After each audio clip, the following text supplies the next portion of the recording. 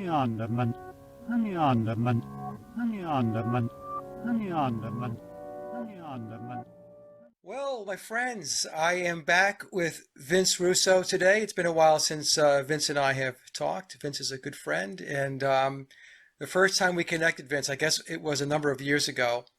You had just finished reading the memoirs of Billy Shears, and Right. you wanted me to come on your show, and so we talked about it. And before we got started here, we were just talking about back during that show. I'd said to Vince that I was getting out of this, that I wasn't going to continue the research into the Beatles and Paul McCartney. And here it is now. It's, 6 years later, and I'm still plugging away. And I was explaining to Vince that it's because it's like a big puzzle, folks, and it just keeps getting weirder and stranger as we go along, and it gets to the point where it defies, what most people think reality is about, and so at least for me, Vince, it piques my interest. How about yourself? You still give it any thought? I see your shirt is Paul is Dead. Oh yeah, I've got my Paul is Dead. If you want it, Happy Christmas, John and Yoko. My kids actually bought me this last Christmas, and I popped huge. Hey, listen, Mike, I told you this was something that was brought to my attention. I'll never forget it, man. I was, we when we were kids, we bowled in a league, and I remember, man, I had to be 6 or 7 growing up on Long Island. It was a Saturday. We were at the bowling alley. And then all of a sudden, there was this buzz around the bowling alley. We're talking 1967 now, that Paul McCartney's dead. Yeah. And I swear, man, I ran home. We had all the records, of course. Listen to the records, listen to all the clues. Then that special came on with what was the lawyer's name? Lee. I know who you're talking about. Yes, yes. Yeah, well, yeah, the Paul is Dead special came on, which scared the living crap out of me. So, this has been something that's been very near and dear to my heart. Like I said, man, since I'm 7 years old, I always followed it. Then I came across you. And, man, Mike, I'll be honest with you, man, I fell in love with you, man. Not that there's anything wrong with that. I fell in love with you. I fell in love with the show. You were going to walk away a couple years ago, but like Michael Corleone, you keep getting pulled in. They keep pulling you back in. I'm one of those pulling you back in. And I wait, a lot of my TV watching is YouTube, because good shows on TV are really few and far between. Yep. Even though there are a couple good documentaries, man, you got to watch did you see the Casey Anthony yet? No, nope. I would love your take on that. Just some very, very, very interesting stuff. But I don't watch a lot of TV. I really watch YouTube, and I mean, I wait with bated breath for your new videos to come on. And the last one really caught me by surprise. Mike, this is how it usually works with you. And I have, I've got 3 older kids, and I've got my boys, turned on to you as well. Here's how it usually starts. Mike's got the topic. Okay, this one was Billy has a prosthetic eye. Right. Prosthetic eye. And we sit there and we're like, all right, Mike, you're getting a little crazy now. Like, this has gone a little too far, but this is what you always do, and this is what I love about you. Then we break into the slide presentation.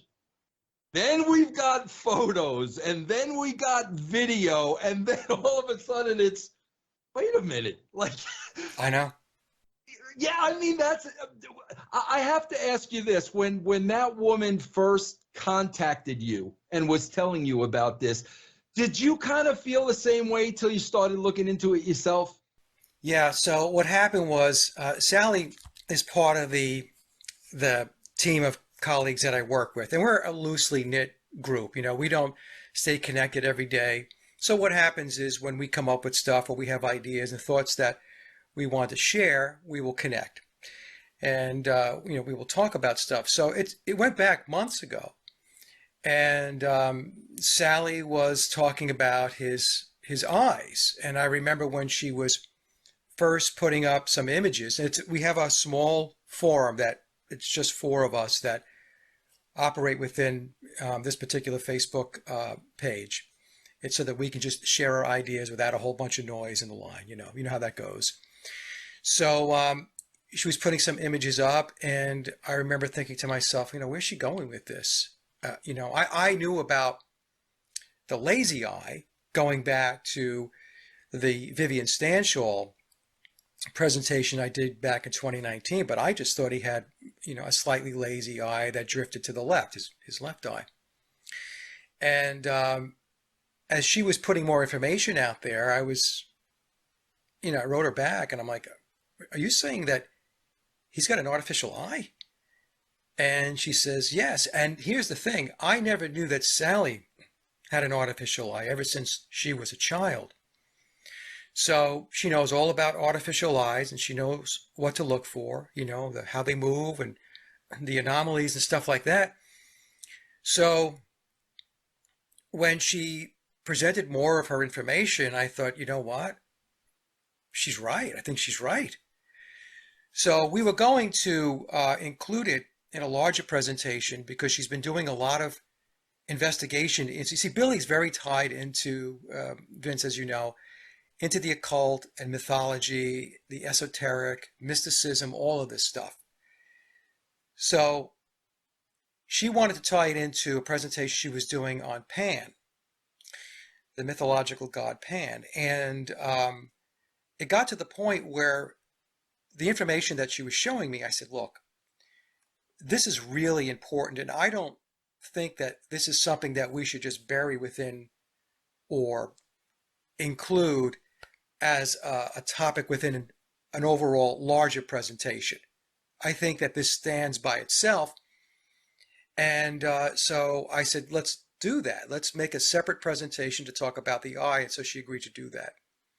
So to answer your question, when it first came up, I was like you and probably everybody else, well, where is this going? And then once she laid it all out, I concluded that yes, indeed, he has an artificial eye, because as you know, Vince, the slides that I showed, I would isolate the left-hand side of the face and the right-hand side of the face, and we can see that that left eye many times is not in alignment with the right eye. Now, for the folks that don't know, Sally's discovery has shown that Billy's artificial eye is his right eye. He has a glass eye, or an ocular prosthetic is the proper way, I guess, to describe it. And he sees with his left eye. And so when she started sending me videos and still images where you can see it, in fact, I did it myself without Sally sending me information over. I started taking a look myself, and then I was like, okay. And then we got validation with the current updated edition of Memoirs, which came out this month, November of 2022. And Tom added 2 footnotes, which pretty much, I don't even want to say pretty much, it validated the discovery that he does have an artificial eye. His right eye he cannot see out of. And it's interesting, I don't know if I should talk about this, but I will anyway. So the way it really kind of came about was Sally was trying to, and because she's a professional, to be very discreet about this. And so when she made the discovery, she actually reached out to Tom. And she says, look, I have an artificial eye. I know the ins and outs, how the eye moves and what to look for. And he has an artificial eye. And she presented that to Tom. And initially, Sally said to me that Tom was not, how should I say this? He was not diving in, right? He took a step back. And I don't know whether that's because he wasn't expecting somebody to figure it out. And Sally had said to Tom that she would be very discreet about this, that if this was something that was too personal to put out into the public arena, that she wouldn't do it. She would hold back and she wouldn't do it. So Tom, to his credit, didn't say, yeah, you know what? Don't do it. And he said, you guys do what you've got to do, but the only thing that we ask is that you use discretion, which we always do. We don't do anything for shock value. We present the facts, we present the research, we present our evidence and our findings, and then we let the audience decide where they want to go with it. So if I had to guess, it seemed to me that I don't think they expected that piece of it to be figured out. And it's a very important piece of evidence because, as you know, Vince, it clearly delineates Billy from biological Paul because Paul didn't have an artificial eye. It also helps us to identify Billy's doubles and lookalikes because he's used them throughout his timeline as well. Because some people have written me and said, well, I've looked at this image and that image and his eyes seem to be okay. I said, well, and there's a couple of things at play. His eyes aren't always going to be out of alignment. That's, first of all, you have to understand that. Second of all, it could be a lookalike or a double. He has used them. In fact, in memoirs, it tells us to this day he still uses a double. And the other thing that we have to consider is that some images, like especially on album covers as an example, there's the possibility that the images could have been cleaned up to correct any anomalies with the eyes aligning.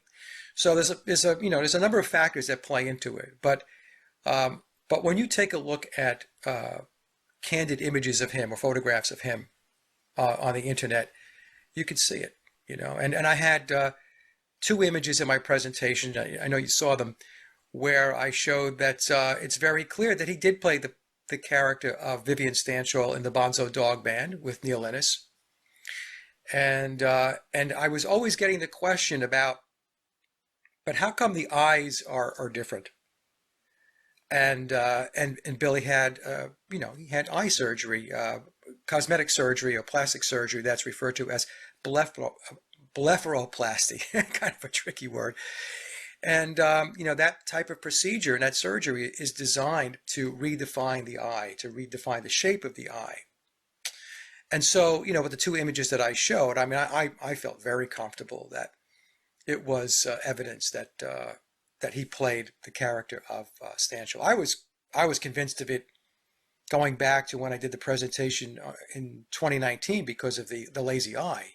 Just that in itself. I mean, what are the odds that somebody would have the same, 2 different people would have the same eye configuration?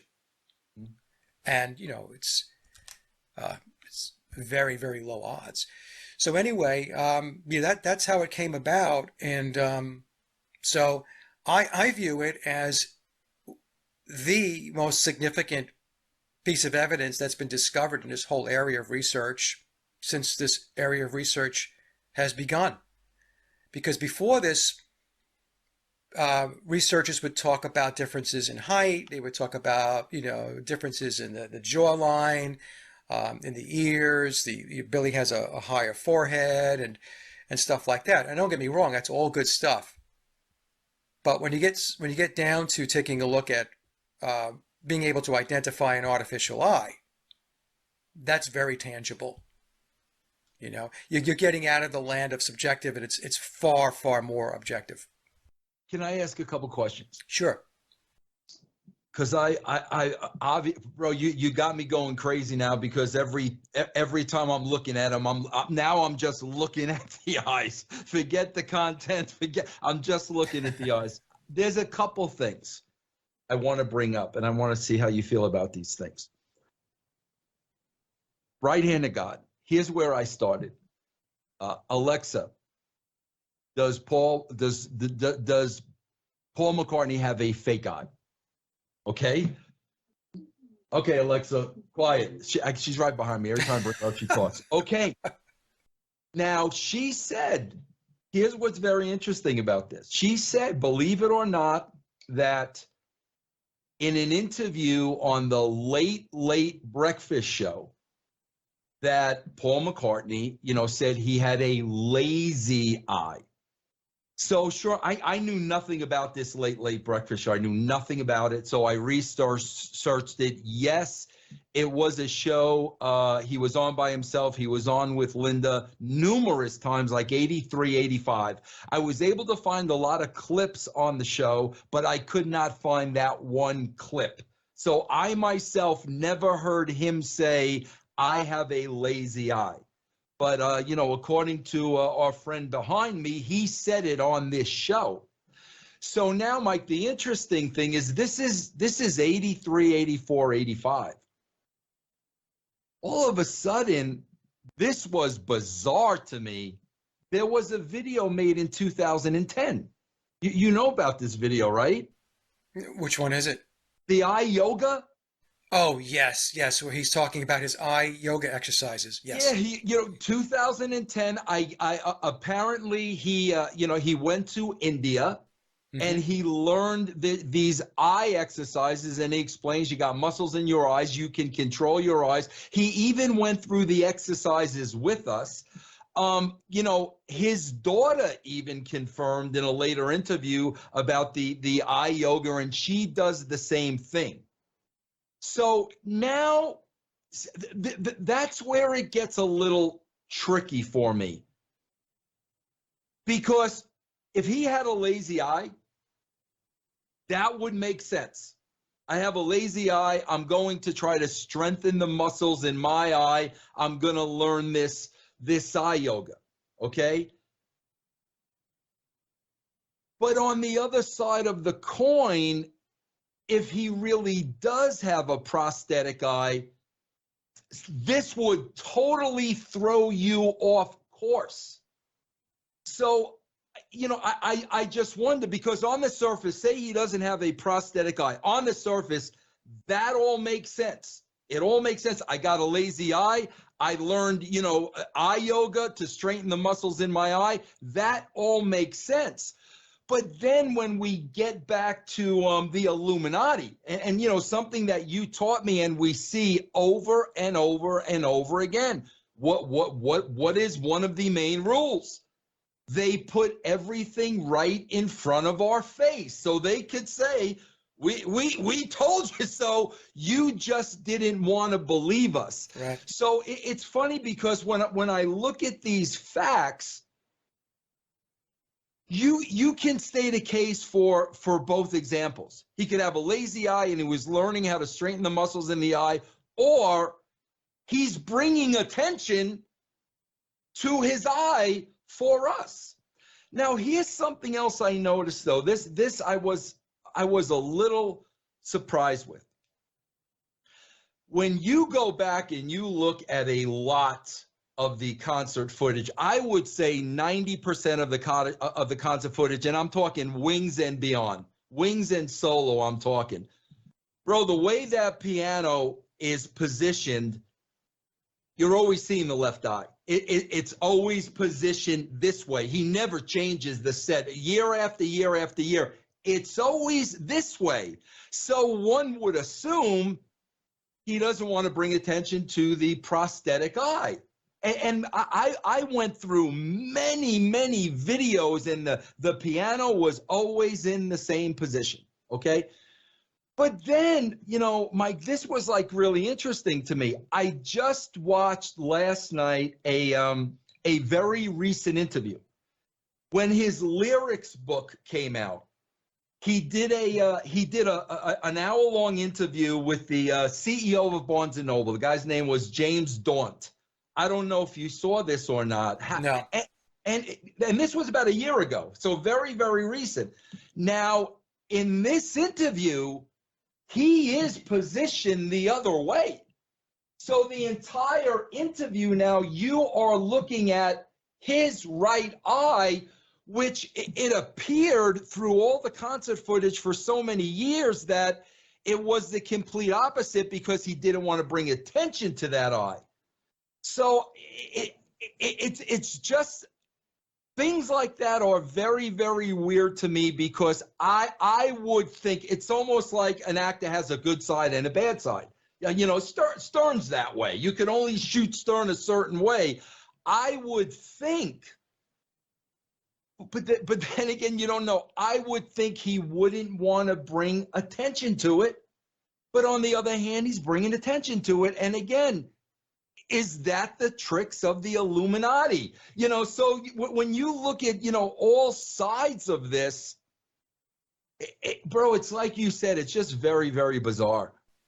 It is. So, and the first thing that came to mind, Vince, is that, when he's doing the interview and he's facing the interviewer and it's mostly his right eye is prominent. That's not to say that he won't do interviews where he's sitting that way, where his right eye is facing the interviewer. The difference in my mind is that when he's playing live, he actually has to see what he's doing. You see? So if he's playing the piano or he's playing his guitar, it's interesting, going back a number of years ago, there was a video that was put out and it was comparing Billy playing bass and biological Paul playing bass. And the video was saying that Paul rarely looked down at the fingerboard when he was playing and Billy looked down a lot. Right. And so, a lot of people thought that was because Paul was a lot more adept at playing the bass. And that could very well be because Paul was naturally left-handed. Billy is not. Billy's right-handed. So one could make the argument that the reason why Billy kept looking down at his fingers a lot when he was playing was because he is right-handed and he's playing left-handed and he wants to make sure he's in the right place at the right time when he's playing the notes, right? But now the explanation could also be, I'm not discounting what I just said, but it could also be that the reason why he was looking down was because he can't see with his right eye. So, when he's playing the bass and, the bass, the neck is on the right-hand side of your body when you're left-handed.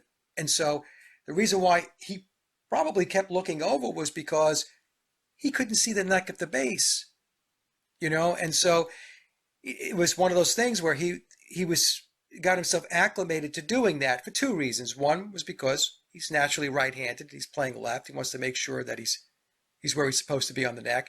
The other thing is, if he can't see out of his right eye, then it's kind of weird. There's just this darkness.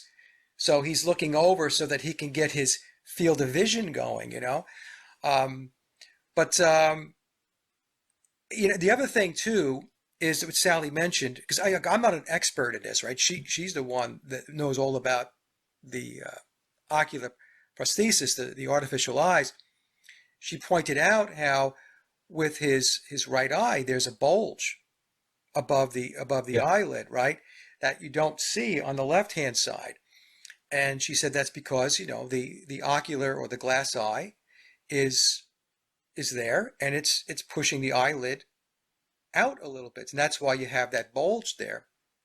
It's not a big bulge, but it's definitely there. What I've noticed is as he got older, I see it's more prominent, that bulge in the right eye because of the artificial eye. So, but they do put it out there in front of you. It's like, as an example, I did a recent video and it was when Billy he did the McCartney 3-2-1 special on Hulu with Rick Rubin, and they were talking about the bass line on My Guitar Gently Weeps. And I don't know if you noticed, but I called it out in the video. There was a lot of shadowing, one eye shadowing effect doing that filming, right? Mm-hmm. But aside from that, it didn't seem to me, I don't know whether you agree with me or not, it didn't seem to me that Billy was familiar with playing the bass on that song. It came across like he didn't play the bass, that somebody else had laid the bass line down for While My Guitar Gently Weeps, because when Rick Rubin was talking about the tone and how aggressive it was and all that, Billy was just kind of like, yeah, gee, wow. Yeah, right, Yeah. Now, the reason why I bring that up is because, is that another clue? In other words, is that something else they're throwing out there for somebody who is not really paying attention or is completely bought into the official narrative? and what's published is that Paul McCartney played bass on While My Guitar Gently Weeps, you're just going to look past that. But once you understand that there are things that you need to look for, you have to listen closely, and there could be some clues and hints that are being dropped. That's another example of was Billy telling us that, yeah, somebody else played bass on the song, just like Eric Clapton played the lead. So if Eric Clapton played the lead and somebody else played bass on the song, well, that's starting to tell us that the Beatles were not this cohesive four-player unit that did everything on the recorded tracks. Do you see where I'm going with that? Yeah. You know? And yeah, I mean, when I watched that, I started chuckling. I'm thinking, Billy, you didn't play the bass on the song. I mean, the way you're reacting, it's not the way. If I had played the bass on the song and Rick Rubin had asked me about how I got that sound, how that sound came about, how the bass came to sound the way it did, I would sit down and say, well, this is what I did. This is the bass I played. These were my settings. This is how we recorded it. This is the amp we went through. You would go through all of that. And he didn't do that. He just basically was just as wowed as Rick Rubin was listening to the track, But Mike, could that also not be an age thing? It could be, Vince. You never want to discount him. I mean, he is getting up in age. He was born in 1937, so that would make Billy 86 next year. So Yeah. he was 85 when he did the Hulu special. I think they did it last year. So yeah, I mean, it could be an age thing, but I have to be honest with you. He seems to be pretty on the ball. He just got done doing a tour earlier this year, going back to April. His voice is completely shot, but his performance abilities are still there. And my mom's 87 years old. So when I watch him and I know that he's 84, and I watch him perform the way he walks around on stage and stuff like that, it's almost mind-boggling that he's as fluid and as mobile as he is. Yeah. So, I mean, is it possible that the age has caught up with him? I guess anything is possible. Man, I got a little just off topic. Man, I got to tell you, Mike, I'm seeing the recent footage, and this has nothing to do with conspiracy. You're a musician. Listen, I just saw Elton John a couple weeks ago. Okay, and Elton John, many years ago, he had a surgery on his throat. He could not hit those high notes anymore, so he adjusted. He changed the keys, and there are certain songs that he just can't do anymore.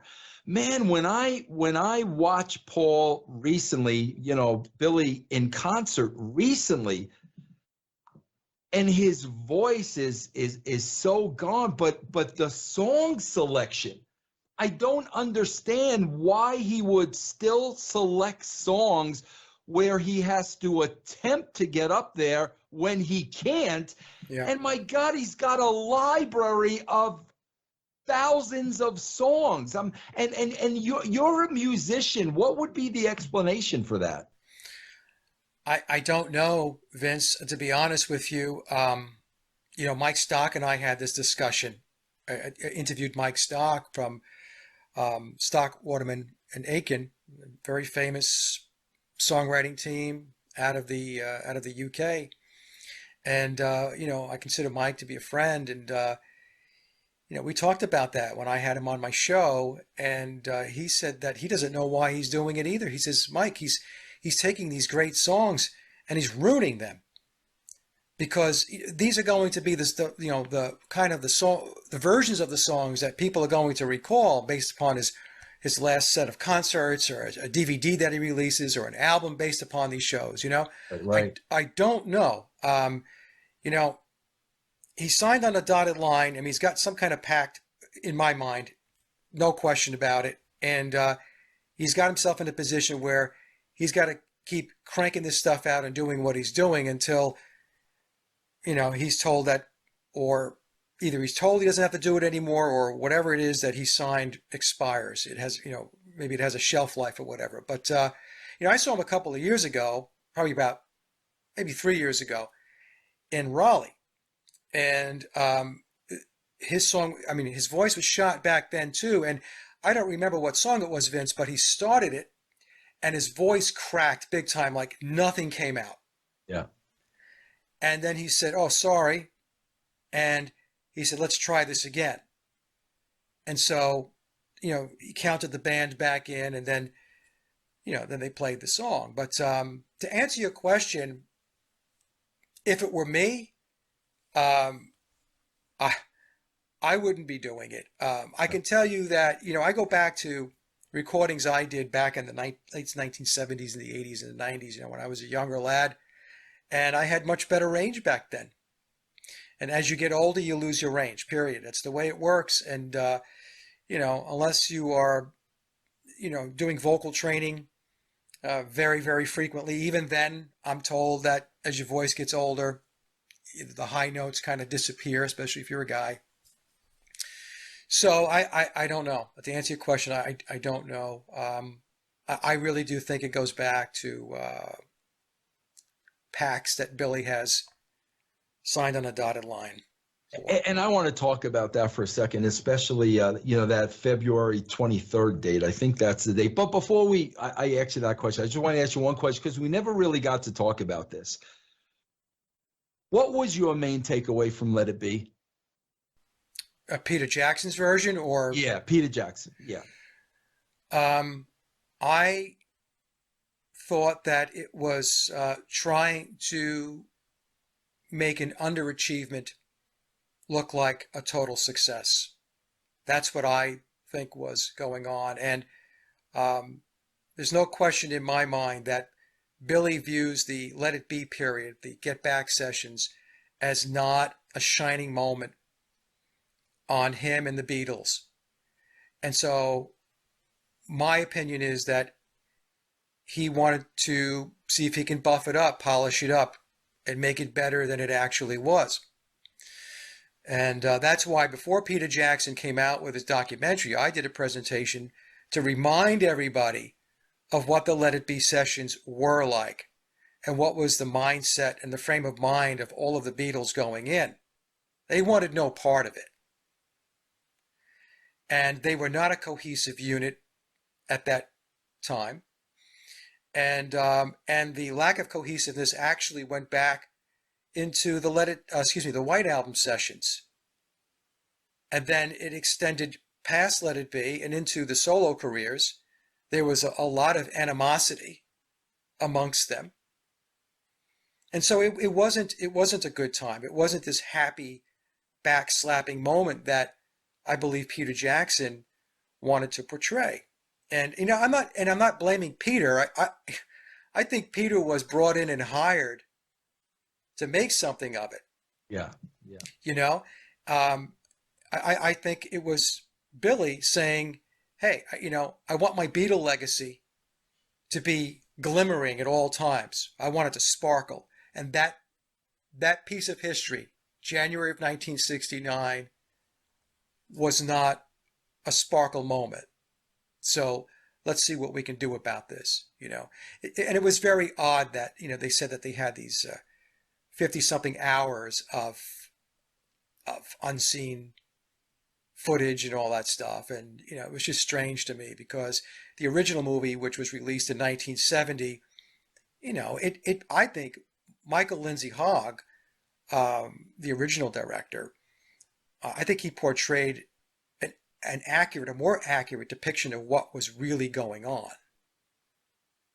Whereas, Peter had all of this stuff for 7 hours where they're, just kind of horsing around and laughing and joking and all this stuff. And but when you look at it, nothing was accomplished in the Let It Be sessions. I mean, with regard to what their original goal was, Vince, they were going to do 12 to 14 songs in 2 weeks, a little over 2 weeks, and they were going to do 2 live shows, and those 2 live shows were going to become TV specials.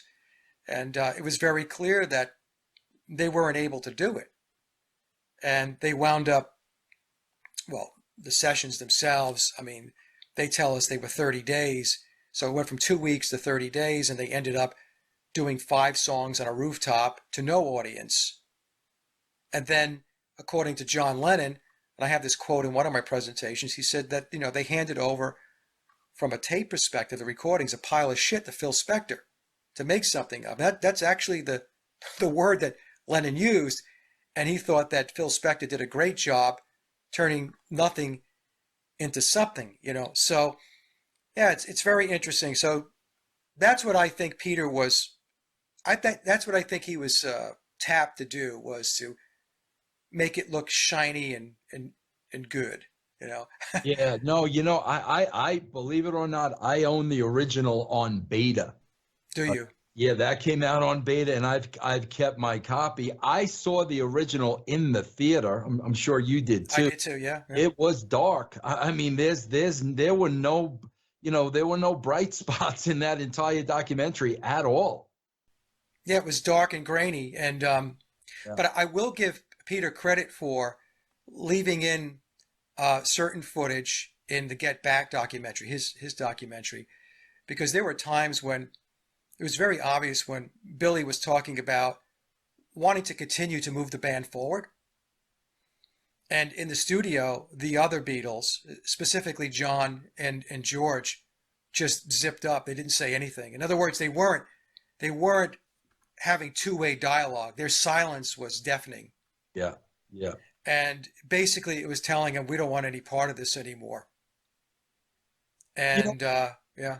Yeah, it was funny because one of the odd things to me was, my God, when that thing first started, it was evident. John did not want to be there. I mean, you could tell his mind, and he's there with Yoko, and like he's in another world, and it literally looked like that was the last place he wanted to be. But as we got to the end, all of a sudden he did a complete 180, and he's warm and he's fuzzy and he's, kidding around. And I just found that really odd because it was really two extreme personalities from the beginning of that presentation to the end. Yeah. Yeah. Let it be the Get Back sessions, the documentaries, especially Peter's. It almost came across like a reality TV show in a way, Mm-hmm. where it started off, like you said. I mean, they couldn't even get themselves oriented at Twickenham. They Right. didn't have any recording equipment. It Right. was cold. It was vacant. And I thought to myself, really? I mean, what kind of planning is this? Right. You guys are coming in to record a new album and you have nothing set up? What is going on here, Yeah. And, they wound up at Apple Studios, where things picked up a bit. But, yeah, I don't know. And of course, we know that George Harrison walked out. Right. Yep. Yep. Yeah. Bizarre. Mike, I got to ask you this, man. And this is only going to be, I'm sure speculation on your part. This February 23rd date. What's your thoughts? Yeah, I think it's the 21st. 21st? Yeah. So this is a date that's given to us in memoirs, at least in the previous version. I think it's on page 13 or so. It's always been this date that's been out there, and nobody really knows what it means. And it's funny you should ask the question, because when I looked up the date, I found that it was the 63rd day of winter. 6 plus 3 is 9, and we know that Billy, when he plays his McCartney character, is all about the nines. And for those that don't know, in numerology, 9 represents transformation, change, and endings, whereas the number 10 it's the number of completion and new beginnings. So when he plays McCartney, he's always playing the number 9. So it's the 63rd day of winter, Vince, and 27 days left until spring. So 2 plus 7 is 9 also. So, it's always been perplexing to me, and I've never made any kind of declaration about that date. I've always said I have no idea what that date means. Does it mean that he's going to retire? I mean, is he going to pass away? I have no idea. So I did message Tom about the date, and I said, look, we're closing in on this February 21st date. And Tom keeps everything very close to the sleeve, so we need to know that, right? Because he has to. But he did say to me, Mike, I honestly, because I have no idea what that date means. He said, it was given to me. He says, but I mean, it's not an impressive date. I don't know what it means either. And so I did say to him, I did present that we have the number 9 on sandwiched, well, the date is sandwiched between two number 9s. I said, I think there has to be something to that. But to answer your question, Vince, I don't know.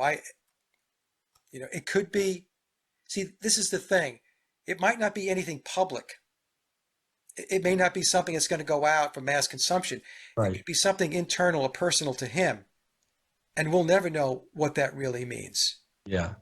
Yeah. But there is a reason that obviously that date was given to Tom to put in the book. Yeah. So, yeah. See, the thing too, when we talk about winter, when we talk about cycles in nature, it's death, right? Winter is death, and then the spring is rebirth. So it's possible that that date, because it is sandwiched in between two 9s, is talking about the death and rebirth of something, whether that be him or something else. I have no idea.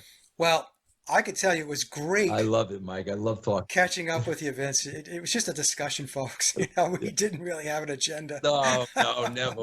We knew we would talk a little bit about the Beatles and stuff like that, but we said we would talk about whatever. So I'm just man. I really go back to seeing you for the first time, and then us forming a relationship. I really am, Mike. I am so happy that I have someone like you, in my life that I can have these conversations with. It really, really means the world to me, man.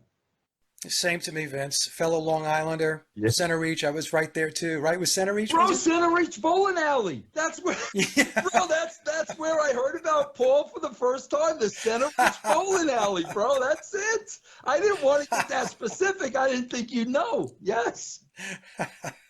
Yes. Very familiar with the area. Very familiar. Yes. So. Well, Vince, it's been an absolute pleasure, and you have a wonderful Christmas and New Year, and we will catch up more often. Yeah, we need to, man. We really need to, Mike. We really need to. I swear, I have my album collection is up to 4,000 albums. Oh my God! But okay. my Mike albums are separate, and I want you to know how much I cherish those. I mean, I really, really do. Every time I play them, the way I handle them. So I want you to know every time I go, it has a separate section. Every time does it really? Every time I go there, I think of you, man. Yes. I sent Vince some albums, folks. I have a large record collection myself, and I have a Beatles record collection that I think rivals just about most people's. Yeah, I'm sure. So I was thinking about you the other day too, because I told my wife, I said, I really have to, go through a lot of these records. I'm going to be 64 in January. I don't know what it is. You start thinking as you get older. Yeah. It's like, what am I doing with all this stuff, And, but I have some records that I think that you'll really enjoy. I mean, good ones too. I mean, as far as, being not the run-of-the-mill Beatles types of records. Yeah. My wife, when I hit 4,000, she tried to institute a rule, Mike, and she came up with this rule. Okay, every time you get a new album now, you've got to sell one, and I'm like, that's not happening anytime. Yeah. That's just not happening. Yeah. I also have a very large guitar collection, and so I started selling off some of the guitars as well, because like I said, it got to the point where I'm thinking, this is an addiction. Yeah, I'm guilty. When's your birthday, Mike? January what? January 6th. Okay, I'm the 24th. So. Are you really the 24th? Yeah. So you're an Aquarius. Yes. Yeah, kind of on the cusp. Yeah. You're just into the Aquarian. Yeah. Zodiac sign. Yeah. But Mike, thank you so much for man. We definitely do have to do this more often, man. We do, Vince. Yep. We do, and we'll catch up. Maybe we'll catch up in January. We'll do kind of a dual birthday. Oh, that's discussion. Absolutely. Just let me know, man. I always know, man. But trust me, man. I always know how busy you are because I just bro, the time you put into these presentations, nobody does what you do in any field. I'm sorry, man. I watch a lot of YouTube. I watch a lot of people. Nobody comes near the research that you do. So like, I always know if you're not doing a show, you're doing research for a show. So anytime, man, just call me up, man. I'm ready to go. Yeah, thank you, Vince. Yeah, no, and thank you for acknowledging that because Oh, folks will ask me, they'll say, well, you haven't come out with something. I said, you have no idea how long it takes to put this stuff oh together. God. There's no You know, question. Yeah, yeah, you got to dot the I's and cross the T's because, with the work that I'm doing, there's a bunch of vultures out there. yep, They're just waiting for you to make a mistake, yeah, and abs- every once in a while you do make a mistake, because you're human, but yeah. you really do try to, cover all your bases to make sure that when you go out there and you present this type of material, that you do it as accurately and as honestly as you possibly can. That it takes time. It's so funny because on Thanksgiving, I only have one child here in Colorado. My other two kids are out of state, but my son, 25 years old, musician, big Beatles fan. Thanksgiving, I was like, his name is VJ. I call him VJ. I'm like, VJ, you won't believe what Mike is uncovered. On Thanksgiving Day, I'm sitting him in front of the TV, and Mike, he's listening to your guest, and like I'm seeing a little bit of an eye roll. And Mike, I swear, I'm saying, bro, wait for the slides. He's got pictures, he's got video. No, wait for the slides. So, I hope you understand all the work you're putting into it. There are people like me just really, really, really appreciating it, man. Well, and look, I tell my audience, like, this is getting really weird. Right. Okay, it's not like I'm sitting there going, "Oh, I just love this," Right. No, and you say that numerous times. Yeah. You say that numerous times, man. But it's great. There's times I look at it, I'm like, God, this is so bizarre, And am I really going to talk about this? Yeah. You could tell that with the last one. We start getting in the left eye and the right eye, and it's Oh my God. it's great. So, Yeah. all right, Vince. Again, absolute pleasure to speak to you. You too, Mike. Thank you very much. Have a great holiday. We'll speak in January. We will. Okay. And you have a great evening. Okay, Mike. Take care, man. Bye bye, my friend.